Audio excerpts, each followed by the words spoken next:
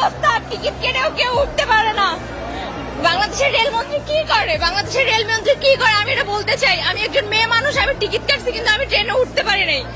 এটা কোন ধরনের ব্যবস্থা? আপনারা কোন রকম কোনো সুবিধা রাখেন? ঢাকা থেকে নীলফামারী যাওয়ার পথে বগুড়ার সান্তাহারে নীল সাগর এক্সপ্রেস ট্রেন লাইনচ্যুত হওয়ার পর সেখানে এখন উদ্ধার কাজ চলছে। এই ঘটনায় এখন পর্যন্ত প্রায় অর্ধশতাধিক যাত্রী আহত হয়েছেন। আর দুর্ঘটনার পর সৈয়দপুর পঞ্চগড় চিলাহাটি রুটে রেল যোগাযোগ বন্ধ হয়ে গেছে। লোকাল যে বাসগুলো রয়েছে অর্থাৎ সোনার বাংলা, এখানে তারা টিকিট দিচ্ছে না। টিকিট না দিয়ে তাদের বাসগুলো রিজার্ভ রেখেছে।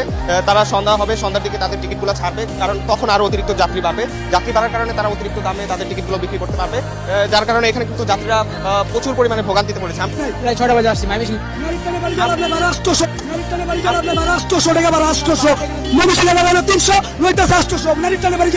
প্রায় 6টা বাজে আসছি মাইমিসিং যাবো, টিকিটই পাচ্ছি না।